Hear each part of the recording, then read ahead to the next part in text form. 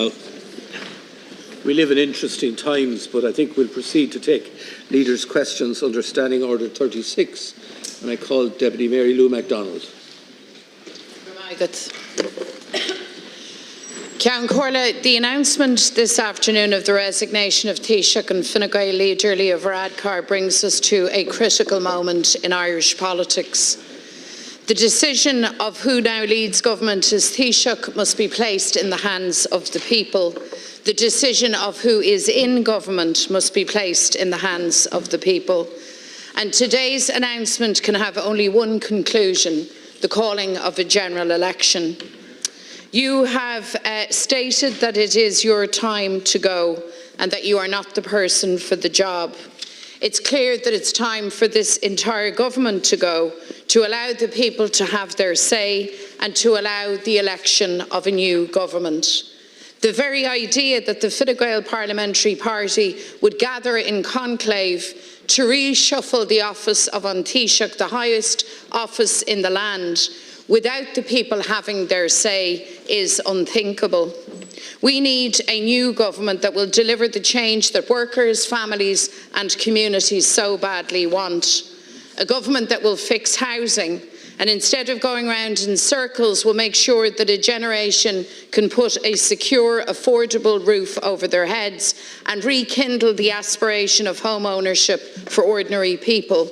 A government that will fix our health service, ensure that you can see a doctor when you're sick, end the scandal of patients on hospital trolleys, get children off waiting lists and into operating theatres for life-changing surgery, and guarantee that you can get the care you need in the right place and at the right time.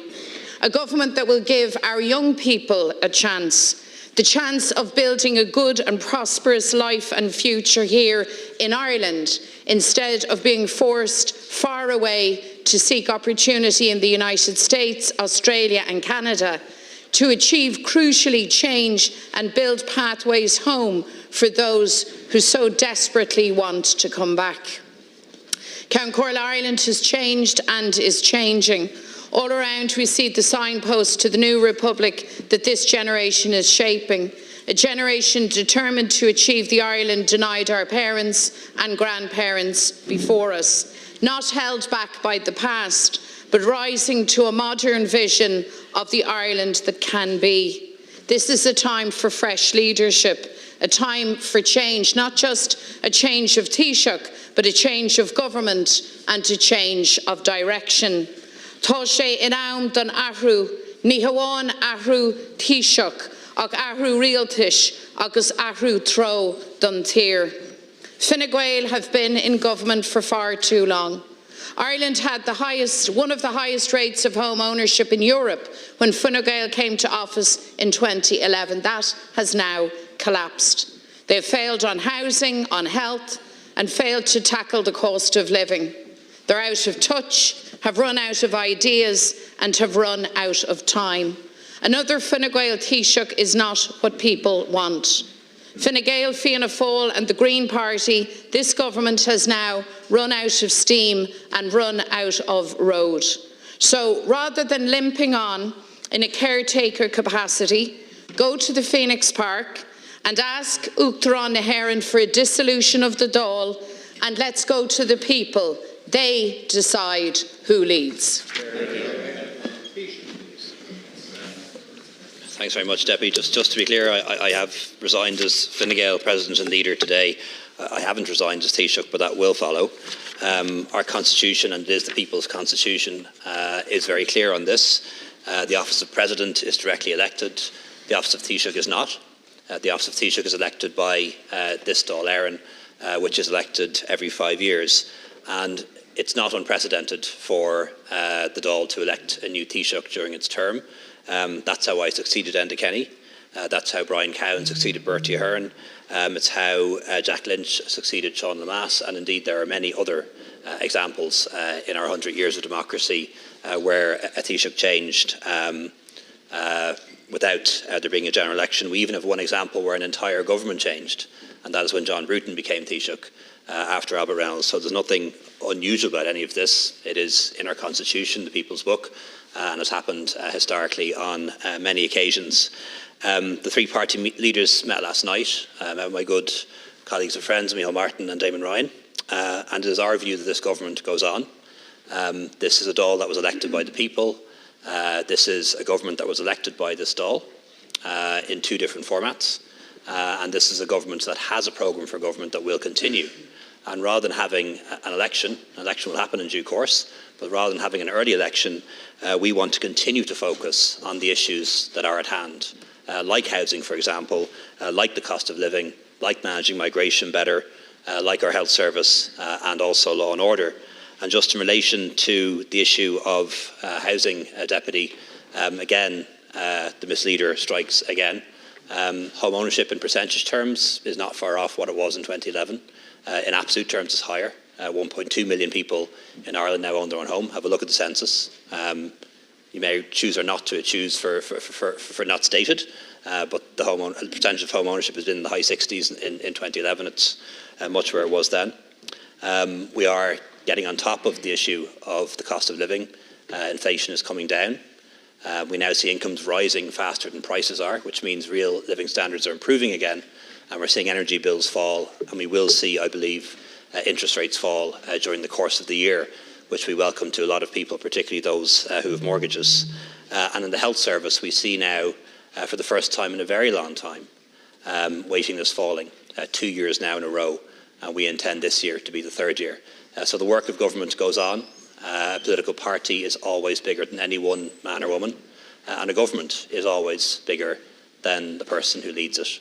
And we'll honour the Constitution and honour our mandate and continue our work. Of course, any government must be reliant in the first instance on the democratic mandate of the people. So if you are so confident in your achievements, as you stand down as leader of Fine Gael and Taoiseach, if you're confident of that record, well then go to the people and hear what they have to say. We're at times of huge opportunity, huge challenge too, and I cannot imagine a time when it was more important for the people to have full confidence in the government that is in place, full confidence in the Taoiseach that leads that government. And in my strong opinion, that confidence of the people can only be demonstrated, tested and validated through the ballot box.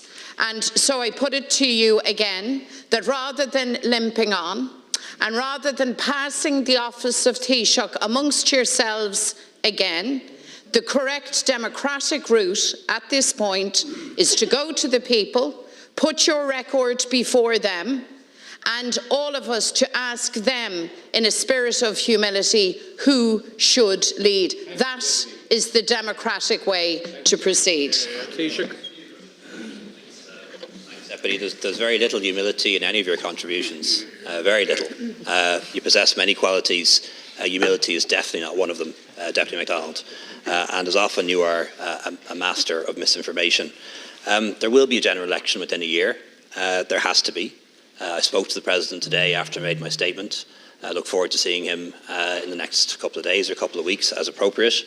I've also spoken to the party leaders, did so last night, and the view of the three government parties, which constitute a majority of this duly and democratically elected Dáil, is that the government's work should continue, and it will. Thank you, Taoiseach. The Holly Kearns, please. Taoiseach, on a personal level, I want to wish you well. Politics can be tough and it takes its toll. I think that we can all understand that. But Taoiseach, a new Fine Gael leader isn't going to address the fact that the writing is on the wall for this government. Clearly you can see that as well as the rest of us.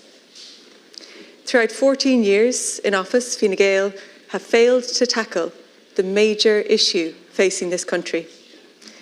In housing, also in healthcare, disability services and climate action.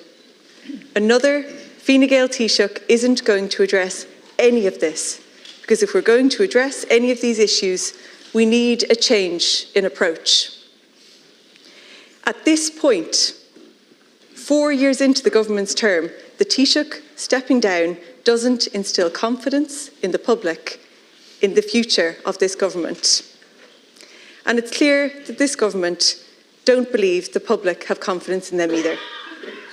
Taoiseach, it is in that context that the next Taoiseach should be elected by the electorate, not by Fianna Gael. Because Fianna Gael's track record is one of record house prices, record rents, record homelessness, an entire generation locked out of home ownership or secure housing. Yet another generation forced onto planes in Dublin, Cork and Shannon Airport. With 21,000 people forced to leave Australia last year because they did not see a future for themselves here. This government claims over and over again that housing is its #1 priority, but where is the evidence? Week after week, you and the Taoiseach come before the House defensive over broken promises and missed targets. But the reality on the ground is clear to everyone. The government has failed to address the housing crisis, has failed to address the #1 issue facing Ireland today. Taoiseach, I listened to your speech earlier and you spoke about how during your term in office the country's finances went from a deficit to a surplus. And that is the truly frustrating reality of Fianna Gael. That even with an €8 billion surplus, our health service is on its knees with a chronic trolley crisis in the Midwest, a nationwide shortage of GPs and a recruitment freeze that is preventing the expansion of healthcare services that we truly need. Disability services are threadbare. They are shameful and they are ruining people's lives. Waiting lists for an assessment of need are preventing children from getting crucial early intervention. People simply cannot access children's disability network teams. Some people can't access education. We have the lowest employment rates for disabled people in the EU, and we are so far off reaching our climate targets. And money isn't the issue. Your approach of throwing money at the private market to fix these issues in all of these areas is tried, tested, and it has failed. We do not need a continuation of this approach. We don't need a new Fianna Gael Taoiseach. We need a new government. We need a general election. Thank you. Taoiseach. Thanks, Deputy Cairns, and thanks once again for your kind words on a personal level, and as somebody who's a new TD and a party leader, you've made a meteoric and dramatic rise in politics, and I do wish you the best too in the future, and I mean that, because we need to have new people and young people in politics. The work of the government will continue. I think I've made that clear, as of the three party leaders, the parties that make up the majority in this Dáil. And any government has to be bigger than any one person that's in it. And this government always has been. And I've no doubt that it will do its work perhaps better under future leadership than it has to date. We've faced a lot of challenges since I first took that minibus out to the Irish back in 2011. Enormous challenges. We had mass unemployment. People were leaving the country in droves because they couldn't find employment, and we've turned that around. We had a big budget deficit, and maybe people forget what that means. It's not a numerical thing. It meant that we sat down as ministers every couple of months writing a budget. How do we cut another 400 million? How do we take 600 million out of that? Opposition parties even had to produce policies showing how they would cut spending. Just think how different that would be for you now if you were to produce policy papers on that basis as to how you would raise taxes and cut spending. They are the kind of things that we had to do. You mentioned emigration. For the last couple of years anyway, emigration is very much a two-way street. There are as many Irish citizens coming home as there are leaving. That was not the case back in 2011 or 2012 or 2013. Indeed, one of the reasons why the rents were so much lower was because there were so many empty apartments and houses in the city of Dublin and in other cities because people had to leave to find employment. We had to deal with Brexit, the enormous challenge of preventing a hard border between North and South, an enormous challenge. 3 deals had to be negotiated with the British government to secure that, all of which under my term as Taoiseach. We had a pandemic, one of the best performing countries in the world, both in terms of lives saved and jobs protected. And we've come through, I believe now, a very serious cost of living and inflation crisis, which is now coming to an end. And the truth is, Deputy, we're never going to wake up in a country that doesn't have problems or challenges. There will always be problems and challenges. There will always be a crisis. And if not one, there'll be two or three. That perfect country that has no problems, it doesn't exist. Only exists in fairy tales. And we should be honest with the public about that. And yes, an enormous challenge we face is housing. And we worked very hard on that. Supply, double now what it was when I first became Taoiseach, and I think it can double again. First-time buyers buying homes now at a rate we haven't seen in nearly 20 years. And social housing being built at a rate we haven't seen since before either you or I were born. And I wish we could have done more and done faster. Absolutely I do. And my biggest regret, if there is one, is that it's not possible to solve all the country's problems at once. But we'll keep working on it. One of the biggest problems for this government is just not being able to acknowledge the issues that people are facing, and to refer to them as, if they were addressed to be fairy tales, is farcical. It's not a fairy tale to have access to disability services. It's not a fairy tale to be able to own a home in this country. None of these things should be considered fairy tales. And the problem is that on this journey that you're speaking about, of going from deficit to surplus, people have been left behind. And when you have that surplus, you're not using it to address those issues. And actually, you're not even willing to acknowledge that they are issues. We need a real change in Ireland, and the kind that can only be brought about by a general election. We need to give people in this country a say in who will be the next person to lead this country, who will form the next government, and what their mandate will be. A change in leadership in Fianna Gael isn't going to solve the problems we face as a country across housing, health services, disability services and climate. In fact, it feels like there's a high possibility it will make them worse. Ultimately, there will be no change in approach to the disastrous policy decisions that have brought people to this point. Calling an election now is the only way out of this mess for so many people. You say that you have had success in government. Well, go to the people on that basis. That is what democracy is all about. Let them decide if they want to send another Fianna Gael leader back to government. Taoiseach. I'm always willing to acknowledge the problems the country faces and the very real problems that people have in their lives, and I do so pretty much on a daily basis, or at least I have done for 13 years now. And yes, I acknowledge the problems that we face when it comes to housing, the deep crisis that exists there for so many people, the cost of living, the challenges around migration. I acknowledge all of those problems. But Deputy, I pay attention to what you say a lot and what your party says. And you say you stand for one of three principles. One of your three principles is that the Social Democrats stand for honest politics. So why was it necessary to misrepresent and twist my words in the way that I did? Why was that necessary? I said a perfect world, a perfect country in which there are never any problems. That's the fairy tale. That's what I said. You heard what I said. And the truth is, now look. I just play it back and look in the mirror and ask yourself whether you engage in honest politics there or not. And my fear, Deputy, and I think there's potential in you, and I think there's potential in your party. But my fear, a lot of potential. But my fear is an obvious one, is that you are very much a politician of the social media age. And it's not about truth. It's not about information. It's about the clip to put online. And if that means misinformation or disinformation, well, if it gets me more clicks and likes, well then, more of it.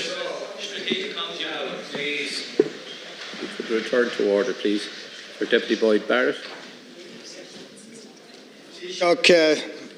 This isn't about the personal feelings of politicians. This is about the welfare and the future of the people of this country.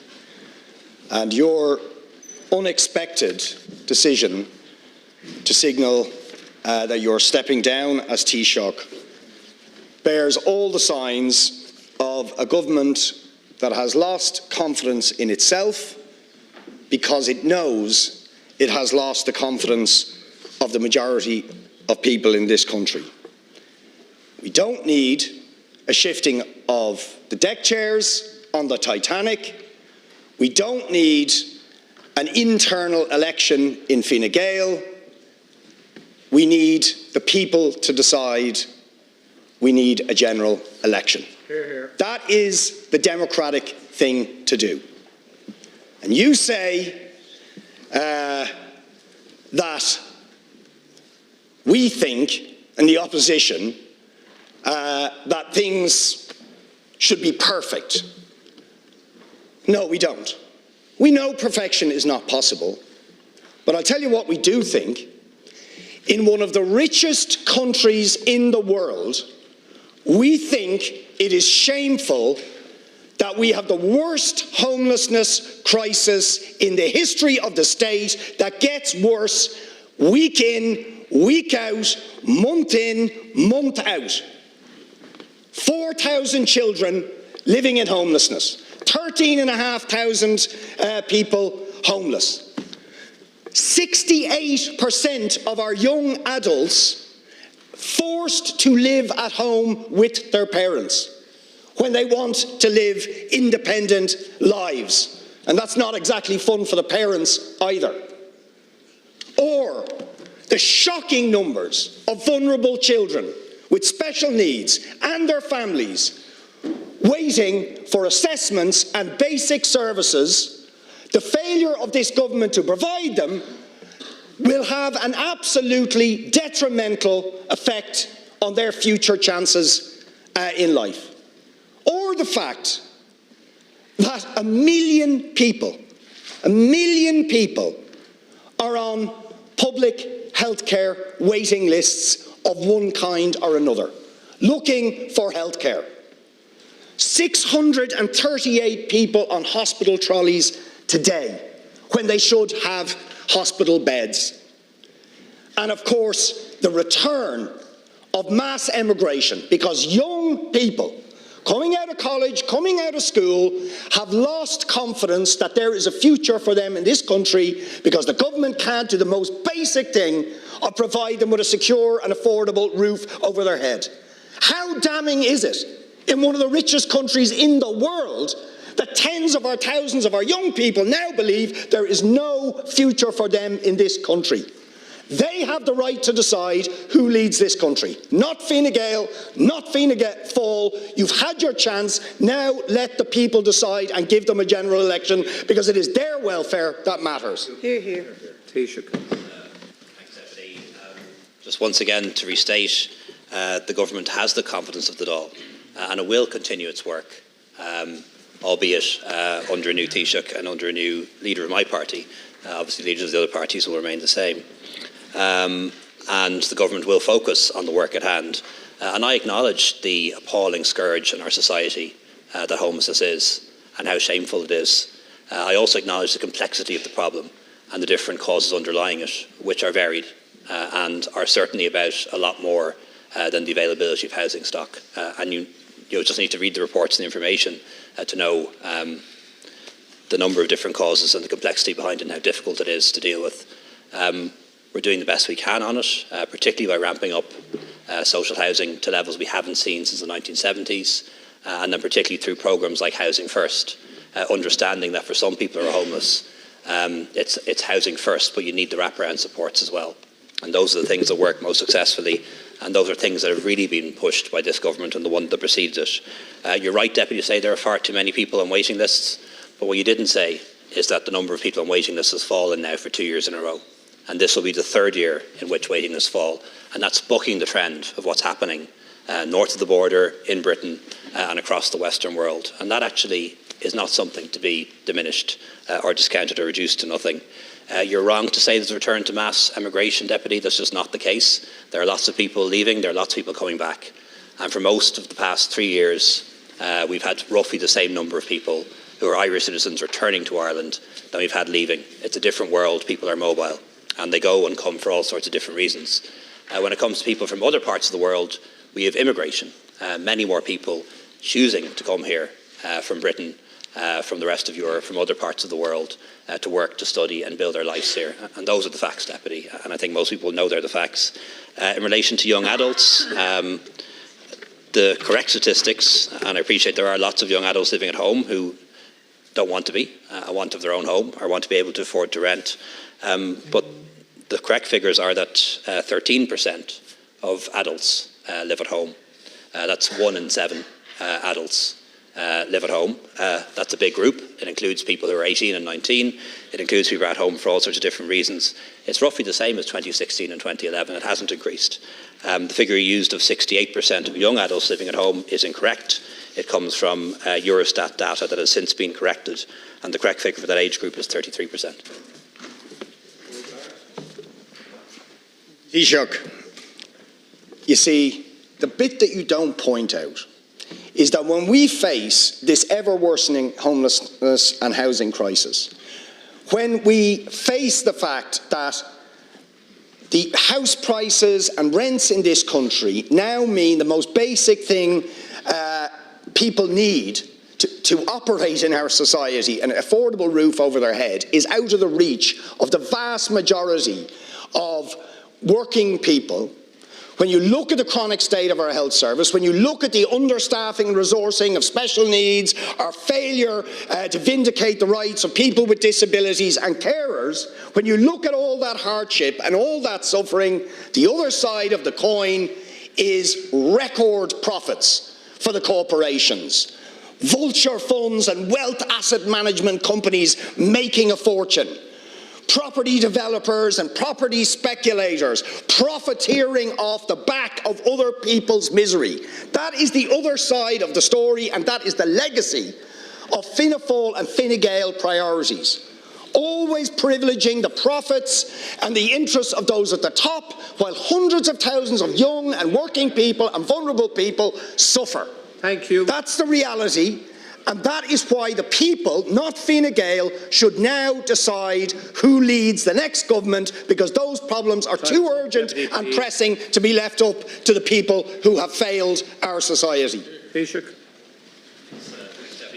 The people will decide who constitute the next government when the next election comes, and the next election comes within the next year.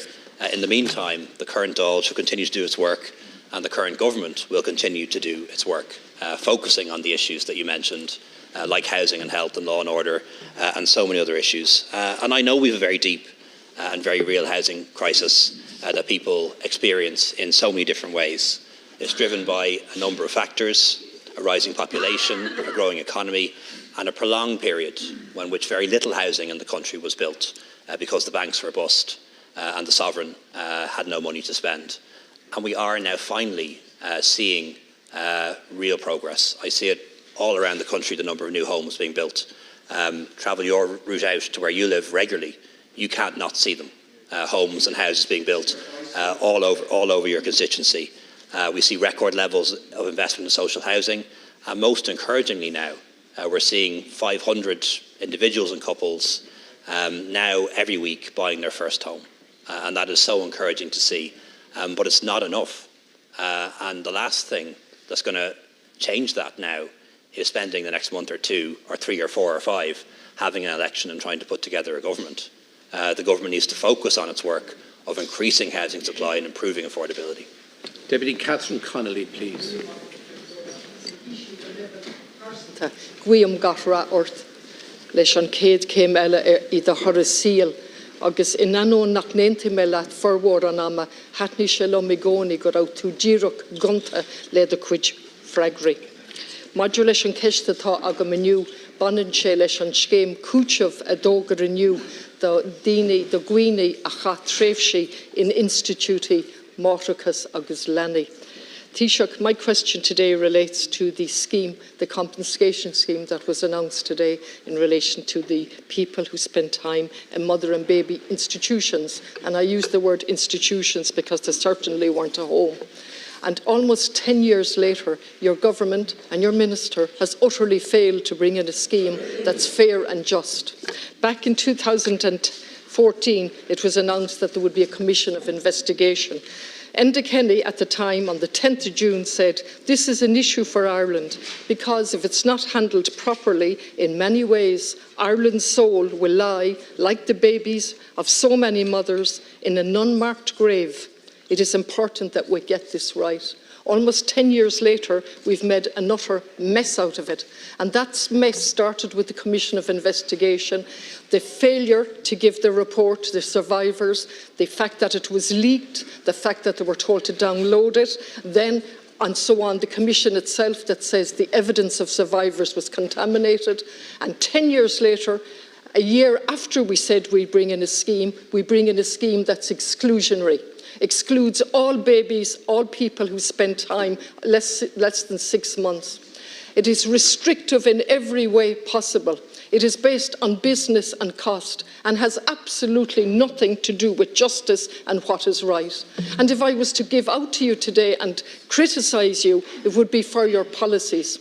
Over and over, you're out of touch completely with the people on the ground in relation to this issue, in relation to the referendums, in relation to water, and so on, any amount of issues. This particular one upsets me on every level, personally and professionally, because you have utterly failed to learn. This was the chance to learn to do the scheme right. You messed up with Caranua, you messed up with the Magdalene Redress Scheme, which the High Court judge said was maladministered, and you're doing the exact same all over again. You have, I can't remember how many pages in the application form, and you're insisting, for example, that people have photo ID, and when they ring up to ask about that, they say there's no way out. Even on that little issue, there's no humanity, no flexibility. You talk about a waiver. Nowhere is it explained or included in the application form what the waiver means. Now, 10 years later, with all that experience, it is simply unforgivable that you would persist today with a scheme that's unjust and unfair when you have the opportunity to correct that. You're in negotiations with the religious orders. Perhaps you might give an update on that and confirm that when you have that completed, that money will be used to have a scheme that's inclusive of all and based on fairness and justice. Taoiseach, please. Thanks very much, Deputy. The Mother and Baby Homes Institution Payment Scheme opened for applications at 9 a.m. this morning. It has taken far too long, but I am now glad that the scheme is up and running. An extensive information awareness campaign will take place both at home and abroad, and applicants will be supported throughout the application process with the information and advice that they need. Where a person doesn't have photo identification, this will be dealt with empathetically and on a case-by-case basis. We should not forget that redress isn't just about financial compensation, it's about other things, like medical cards, like, for example, access to birth information, which is so important to people. And 10,000 people have already got information through the birth information and tracing service, which many people in this House opposed. And of course, work is now continuing in relation to Tuam in particular to carry out exhumations there and to make sure that those children get a Christian and appropriate burial. And work is advanced too on the Records Memorial Centre in Sean McDermott Street, which I think is going to be extremely important too. The scheme itself is for 34,000 people who spent time in mother, baby and county home institutions. It's projected to cost €800 million, so it is the largest scheme of its size. And I don't believe it's restricted on that basis. And it did go farther than was recommended either by the Commission of Investigation or the interdepartmental group which followed. In terms of negotiations with the religious orders, the government believes that all parties have a collective responsibility to respond to the legacy of these institutions. Last May, government approved a proposal from Minister Gorman to appoint Sheila Noonan to act on his behalf in leading negotiations with relevant religious bodies with the view to securing a financial contribution towards the payment scheme. And once those negotiations are over, a full report will be provided to government and will then be able to decide what to do with the money, depending on how much there is. Taoiseach announced he's going to resign that you might depart from your written script with an issue of such importance. 34 practising clinicians wrote to the Minister and pointed out that the 6 months was arbitrary and unacceptable. Working in the area of childhood trauma, they pointed out that the impact of early trauma has nothing to do or does not rest solely on duration within an institution. Childhood trauma includes separation from primary caregivers, has the greatest impact, and so on. That letter was sent to the Minister, utterly ignored.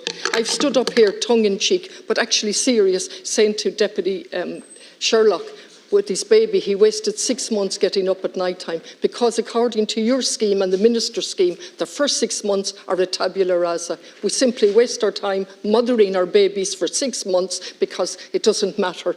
Allow them scream, roar. That's what your scheme is saying. In addition, you're excluding so many people, those who have been boarded out, those who suffered from abuse because of their race, and so on. And you stand here today and preside over that.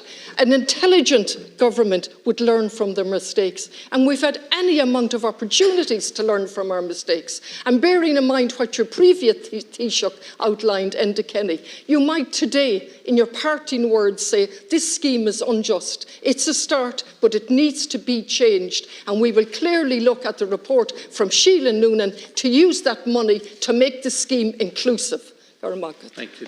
Deputy Taoiseach, to conclude, please. Thanks, Deputy. Just to reiterate that redress comes in many different forms, and financial compensation is only one element of that.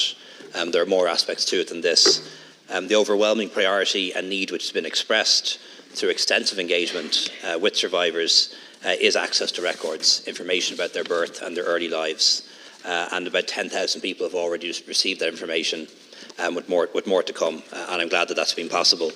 In relation to the engagement with religious orders, when we come to an agreement with them, should that be possible, it'll then be up to the government at the time to make a decision as to how that money can best be spent.